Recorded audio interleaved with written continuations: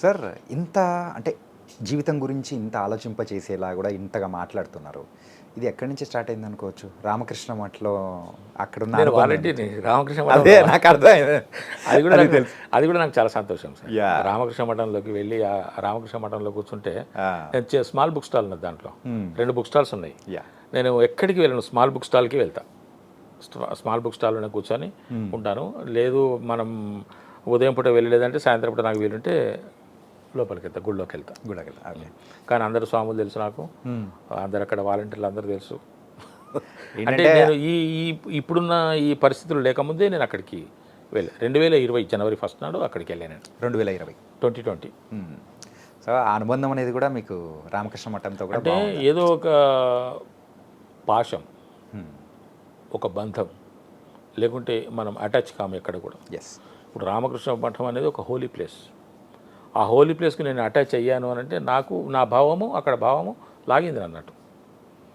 అదొక గొప్ప విషయమే. మరి అందరూ వాలంటీర్లు నేను వెళ్ళి చేస్తానంటే అందరూ ఒప్పుకుంటారా? ఒప్పుకోరు కదా. నాకు ఆ ప్లేస్మెంట్ దొరికింది, అనుకోని పరిస్థితుల్లో ప్లేస్మెంట్ దొరికింది. అది కూడా ఒక రూటే అట్లా. సార్ ఈ డీజే టిల్లు మరి మళ్ళీ మూవీస్కి వద్దాం. సో డీజే టిల్లు మీ లైఫ్ని కాదు కంప్లీట్గా మాకంటూ ఒక కొత్త అద్భుతమైన యాక్టర్ని కూడా ఇండస్ట్రీకి ఇచ్చింది. అది కూడా మురళీధర్ గౌడ్ గారిది. ఇంతకు ఆ మూవీ అవకాశం సార్ ఆడిషన్ అనేది కూడా ఇచ్చారంట కదా? దానికి కూడా ఒక చిన్న ఫ్లాష్ బ్యాక్ ఉన్నది సార్. ఫ్లాష్ బ్యాక్ అంటే లింక్, చిన్న లింక్. తరుణ్ భాస్కర్ గారు నన్ను ఎక్కడ చూసారో తెలియదు, ఫిజికల్గా కాదు, నా బొమ్మలో, నా బొమ్మ టీవీలో చూసి, టీవీ సీరియల్స్లో చూసారా లేకుంటే స్టేజ్ మీద ఏమైనా చూసారా? నేను అడపదడప ఎవరైనా మా నాటకంలో క్యారెక్టర్ సార్ అంటే వేస్తుంటాను కదా, రవీంద్ర భారతిలో కానీ త్యాగరాయ గాన సభలో కానీ ఈ పరిషత్తులో కానీ అక్కడిక్కడికి వెళ్ళేవాళ్ళం కదా. మరి ఎక్కడ చూసారో ఎక్కడ గమనించారో తెలియదు. కానీ నేను ఒకరోజు మా ఊరికి వెళ్తుంటే నాకు ఫోన్ కాల్ వచ్చింది. ఇది రామన్నపేటకి? రామాయంపేట.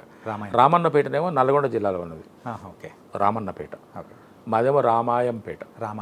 ఓకే. ఇది నిజామాబాద్ రోడ్, హైదరాబాద్ టు నిజాం. మా ఊరు హైదరాబాద్ చాలా దగ్గర సార్, 80 కిలోమీటర్సే. ఓకే. మాకు హైదరాబాద్ వెరీ క్లోజ్. నిజాం మా రామంపేటకి మాకు చాలా క్లోజ్. అంటే మేము అడపదడప వస్తూనే ఉంటాం, పోతూనే ఉంటాం అప్పటి నుంచి కూడా. ఓకే. అయితే నేను ఒకరోజు మా ఊరికి వెళ్తున్న బస్సులో 2014 or 15 ఆ ప్రాంతంలో వెళ్తుంటే నాకు ఫోన్ కాల్ వచ్చింది. తరుణ్ భాస్కర్ గారు నాకు ఎట్లా తెలుసు అని అంటే ఒక డైరెక్టర్గా, పెళ్లి చూపుల డైరెక్టర్గా తెలుసు. ఓకే. అంతకుమించి ఆయనతో నాకు ఆయన ఎవరో నాకు తెలియదు. తరుణ్ భాస్కర్ పెళ్లి చూపుల డైరెక్టర్. ఇటువంటి డైరెక్టర్ చేతిలో పడితే కదా మనకు మంచి క్యారెక్టర్ వస్తుంది అని అనుకునేవాడిని. ఓకే.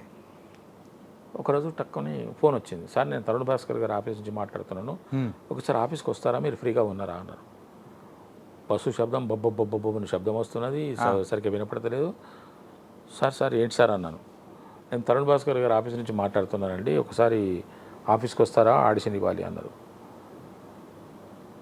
అంటే సార్ నేను ఇప్పుడు రమ్మంటారా సార్, నేను మా ఊరు వెళ్తున్నాను, ఇప్పుడు రమ్మంటే మరి ఇటు నుంచి రిటర్న్ వస్తాను సార్ అన్నాను. అర్జెంట్ ఏం లేదు, మీరు మళ్ళీ ఎప్పుడు వస్తారు, కమింగ్ బ్యాక్ హైదరాబాద్ అన్నాడు. అంటే ఒక 3 days నేను ఇక్కడ పని లేకుంటే నేను ఊరికి వెళ్ళిపోయి 3-4 రోజులు, వారం రోజులు ఉండేవాడిని. నేను యాక్చువల్గా 3-4 రోజులు ఉందామని వెళ్తున్నా. సార్ ఒక 3-4 చెప్పి నేను వాస్తవమే సార్, ఒక 3-4 days తర్వాత వద్దాం అనుకుంటున్నాను సార్, లేకుంటే మరి రమ్మంటే రేపు వచ్చేస్తా సార్ అని అన్నా. అంత అర్జెంట్ ఏం లేదండి, మీరు వచ్చినప్పుడే రండి, కానీ కాకపోతే ఒకసారి మీరు హైదరాబాద్ రాగానే నాకు ఒకసారి కాల్ చేయండి అన్నాడు. సరే అని చెప్పేసి పోయి 3-4 రోజుల తర్వాత 4 రోజులకు వద్దాం అనుకున్నాను. కొంచెం తొందరగా బ్యాక్ అయ్యాను. రిటర్న్ బ్యాక్ వచ్చి ఫోన్ చేస్తే రామారెడ్డి గారి స్టూడియోలో ఆఫీస్ అండి, మీరు రండి ఒకసారి ఆడిషన్కి రమ్మన్నారు. ఆడిషన్కి వెళ్ళాం. ఆడిషన్కి వెళ్తే వాళ్ళ స్టాఫ్, డైరెక్షన్ డిపార్ట్మెంట్ స్టాఫ్ వచ్చి ఒక సీన్ చెప్పి ఆడిషన్ తీసుకున్నారు. ఆడిషన్ తీసుకున్న తర్వాత ఒక 10 నిమిషాలకు మళ్ళీ వచ్చాడు. 10 నిమిషాలకు వచ్చాడు, బయటకు వచ్చి కూర్చోమన్నాడు. అంతవరకు మంచినీళ్ళు తెప్పించిండు, బయటనే మంచినీళ్ళు తెప్పించిండు, తాగినా కూర్చున్నా. 10 నిమిషాలకు వచ్చాడు. వచ్చి సార్ మళ్ళీ మీకు అప్డేట్ చేస్తాం సార్, మీరు వెళ్ళిపోతాను. అబ్బా అప్డేట్ చేస్తామన్నారంటే కొంచెం డౌటే. మీరు సెలెక్ట్ అయింది సార్, మీకు కాల్ చేస్తామంటే అది వేరే విషయం.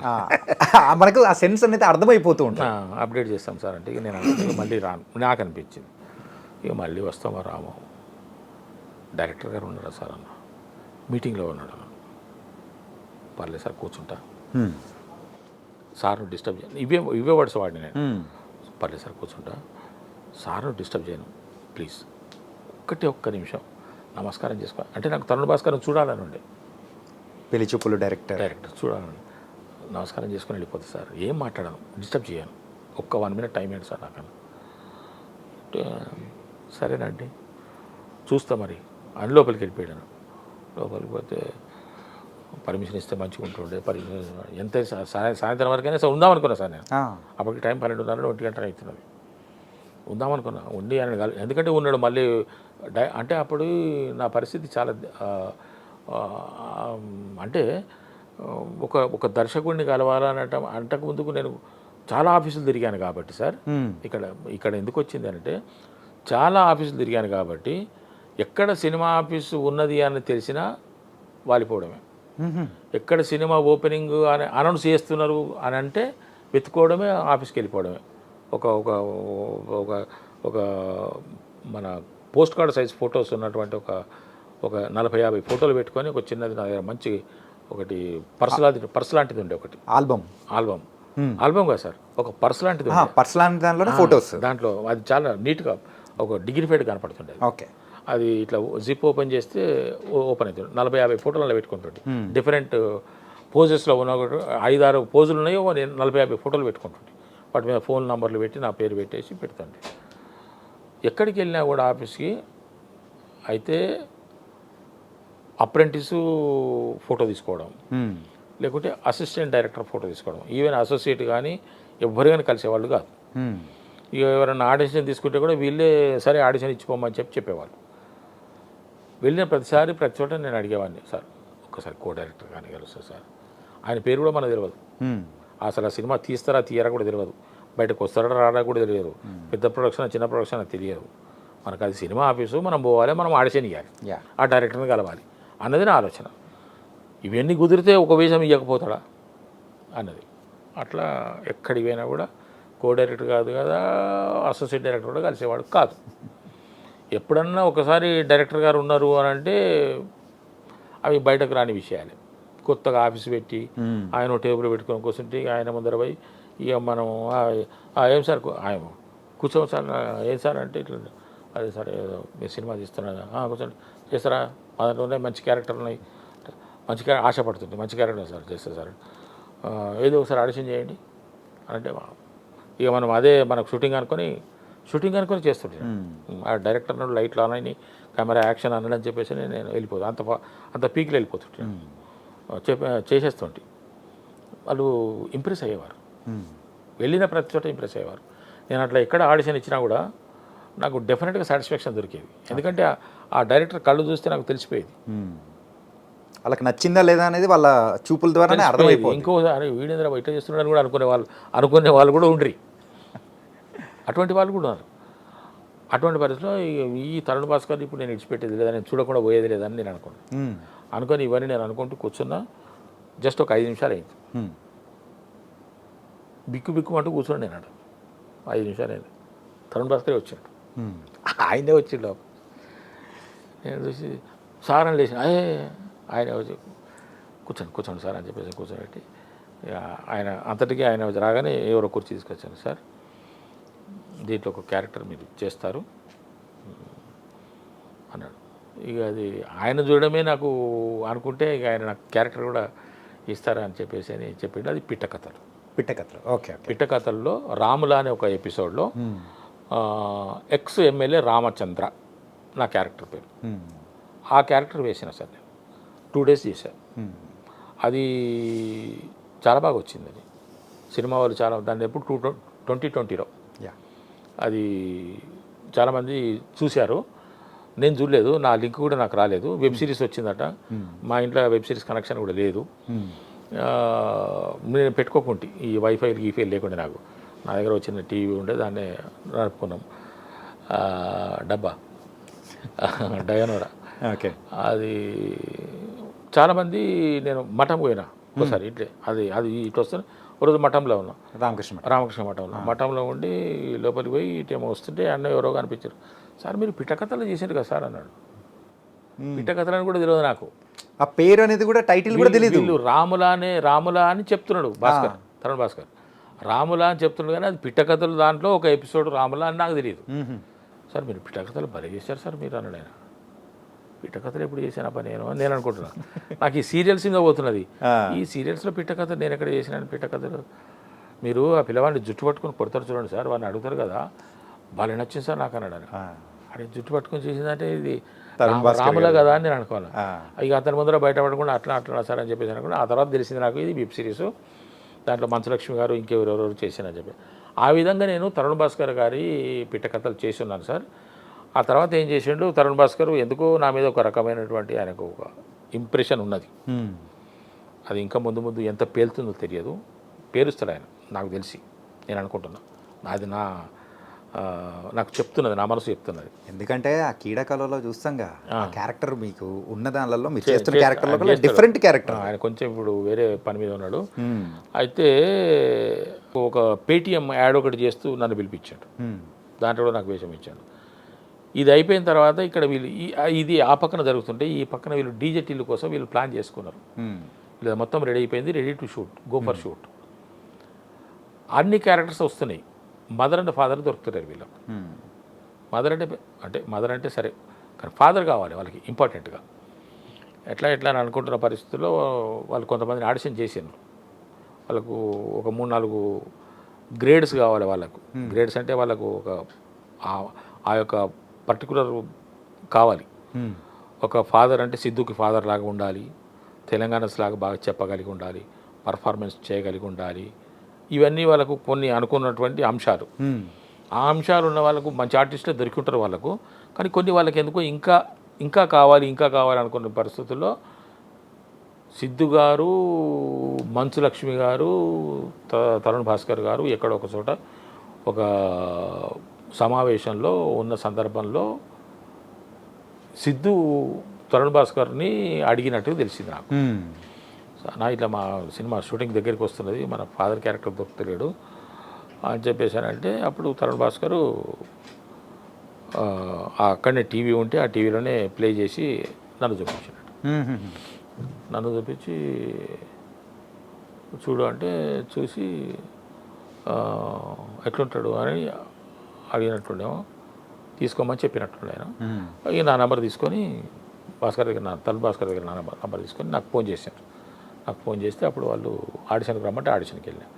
ఆడిషన్కి వెళ్తే వాళ్ళు 50% ఓకే చేసుకున్నట్టున్నారు. ఆ తర్వాత మళ్ళీ మేము కాల్ చేస్తాం సార్, మీరు ఈ 2-3 రోజులు ఎటైనా పోతున్నదా, బయటకి ఏమైనా పోతున్నారా ఎటైనా అంటే, లేదు సార్ ఇక్కడే ఉంటారన్నారు. ఒక 2-3 డేస్ తర్వాత మీకు కాల్ చేస్తామన్నారు. మళ్ళీ కాల్ వచ్చింది. కాల్ వస్తే వెళ్ళిన తర్వాత అప్పుడు అనుకోకుండా నాకు ఒక వేరే సినిమా వచ్చింది. అప్పుడే మంచి క్యారెక్టర్, దాంట్లో మెయిన్ క్యారెక్టర్. ఏంటి సార్ మీ పరిస్థితి అని అడిగాను. నేను ఆ సినిమా అది ఇంకా రాలేదు సినిమా. అది సినిమా వస్తే బాగుంటుండే కానీ అది ఎందుకో రాలేదు. వస్తుందో రాదో కూడా తెలియదు. నేను ఒక సినిమా చేస్తున్నాను సార్, ఇట్లా ఫలానా నాకు డేట్లు కూడా ఇచ్చాను. నేను ఒక మెయిన్ క్యారెక్టర్ చేసింది, ఒక ఫుల్ టైం క్యారెక్టర్ చేసింది, ఫుల్ డేట్స్తో చేసింది కూడా ఆ సినిమానే. దానికి నాకు ఆల్రెడీ 10 రోజులు డేట్లు ఇచ్చున్నారు. ఆల్రెడీ 15 రోజులు చేసి ఉన్నా, ఇంకా 10 రోజులు డేట్లు. నా జీవితంలో మొట్టమొదటిసారి అన్ని రోజులు చేస్తున్న సినిమా అది. ఇట్లా అరే మరి మన సినిమా కూడా అప్పుడే, ఈ సినిమా కూడా మీరు ఓకే అయితే 50 డేట్లు వస్తాయి అన్నారు. నేను దానికే ఇంపార్టెన్స్ ఇచ్చిన, ఎందుకంటే అది ఆల్రెడీ చేస్తున్నాను నేను. దాని సంగతి నాకు తెలుస్తున్నది. అది నాకు చాలనుకుంటున్నాను నేను. ఇది బయటకు వస్తే నా సంగతే, నాకు ఇక సినిమాల్లో అవకాశాలు వస్తాయనే అభిప్రాయంలో నేనున్నా. ఓకే, నాకు ఇది పెద్దగా అనిపించలేదు. ఇంకా వీళ్ళు మొదలుపెట్టలేదు, ఆ క్యారెక్టర్ ఏదో మనకు తెలియదు, ఎన్ని రోజులు వస్తాయో తెలియదు, వీళ్ళు ఎంత ఇస్తారో తెలియదు, ఇవన్నీ ఉంటాయి కదా మనకు ఆలోచన. అంటే నాకు ఆల్రెడీ ఆ డేట్లు ఉన్నాయి సార్, మరి మీది ఎప్పుడు అంటే, లేదు సార్ మనది కూడా అదే డేట్లు రావచ్చు మ్యాక్సిమం, మరి మీరు ఎట్లా అన్నాడు. నేను దానికి ఇంపార్టెన్స్ ఇస్తాను చెప్పాను. నేను దానికి ఇంపార్టెన్స్ ఇస్తాను చెప్పాను. చెప్తే అప్పుడు ఒక అసోసియేట్ డైరెక్టర్ వచ్చారు, కాఫీ తెప్పించారు, కాఫీ తాగుతున్నా. అప్పుడు 2వ రూమ్లో తీసుకుపోయాను అనుకో, అంతకుముందు బయటకు వచ్చి పెట్టాను, అప్పుడు 2వ రూమ్లో తీసుకుపోయాను. పెరిగింది.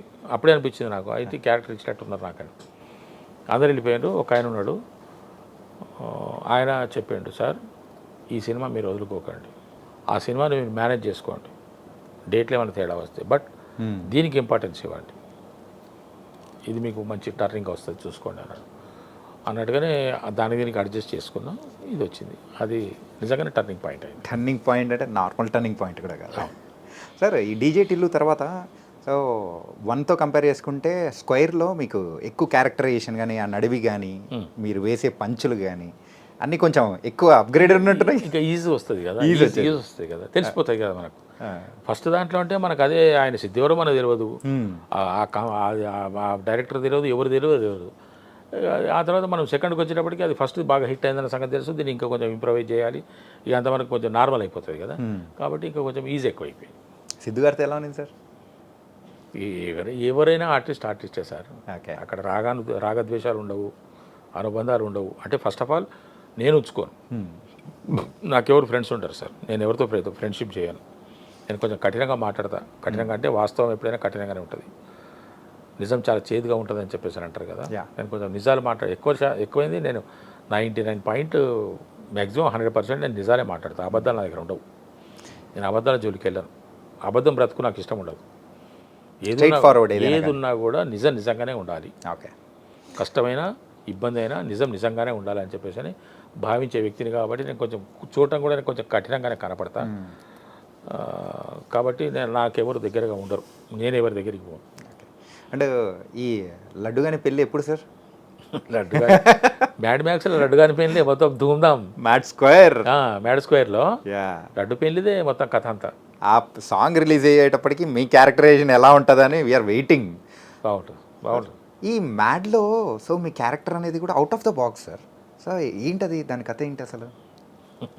ఎక్స్పెక్ట్ చేయలేదు. మార్చి 29కి రిలీజ్ మ్యాడ్ స్క్వేర్లో.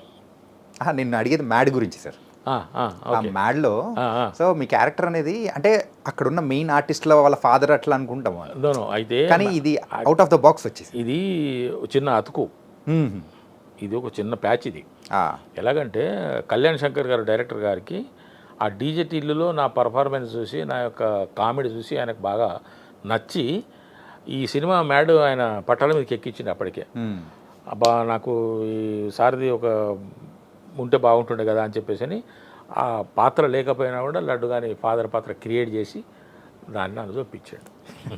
ఆయన ఇంట్రెస్ట్తోని, ఆయనకు నా మీద ఉన్నటువంటి ఇష్టంతో చేసిన పని. మీరు చేసిన ఇంకో సృష్టి కూడా ఏంటంటే సో అక్కడ ఆ మూవీలో యాంటోనీ అంటే దేంతో అనే ఎక్స్ప్రెషన్ కూడా సో మీమ్స్లో కానీ ఎన్నిసార్లు అంటే కొన్ని అట్లా కుదురుతాయి సార్ అవి. ఓకే. కొన్ని కుదురుతాయి, కొన్ని ఆటోమేటిక్గా యథాలాభంగా వచ్చేస్తాయి. ఈ బలగం మూవీ టైంలో కూడా సో ఆ నారాయణ పాత్రకి మిమ్మల్ని వద్దు అని కూడా అన్నారని విన్నాము.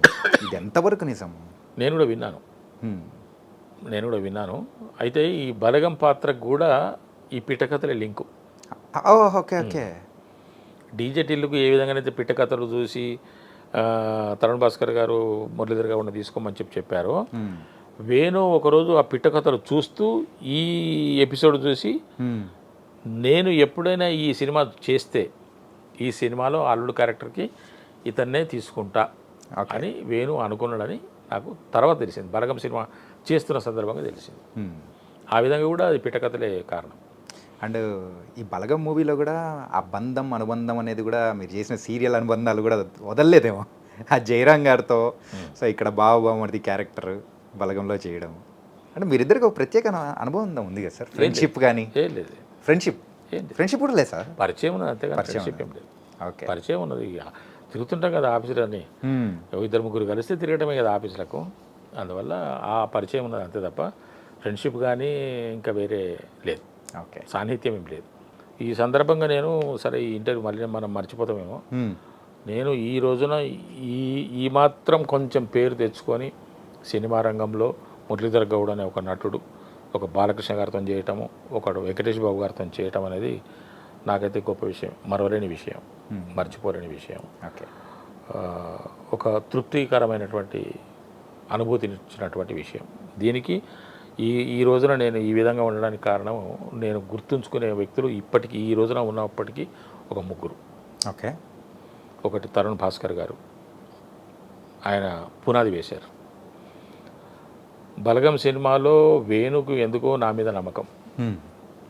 అన్న మీరు ఎప్పటికీ అన్న ఈ సినిమా రిలీజ్ అయిన తర్వాత మీకు ఇంకా తిరుగుండదన్న, ఆరోగ్యం ఒకటి మీరు జాగ్రత్తగా చూసుకోండి, మీరు ఒక దశాబ్ద కాలం పాటు మీరు బిజీ ఆర్టిస్ట్గా ఉంటారు అని చెప్పేసి అని ఒక ఆశీపూర్వకమైనటువంటి అభినందన తెలిపి మనసులో ఉన్నటువంటి మాటను చెప్పి, నువ్వు నాకు ఎప్పుడు కారులో కనపడాలన్నా నువ్వు, అంటే మనం నడుచుకుంటూ తిరుగుతుంటాం కదా, స్కూటర్ మీద తిరుగుతున్నాం కదా, నువ్వు ఎప్పటికీ నాకు కారులో కనపడాలని చెప్పేసి అని అన్న వ్యక్తి వేణు. అంటే దైవం మానుష రూపేనా అన్నట్టుగా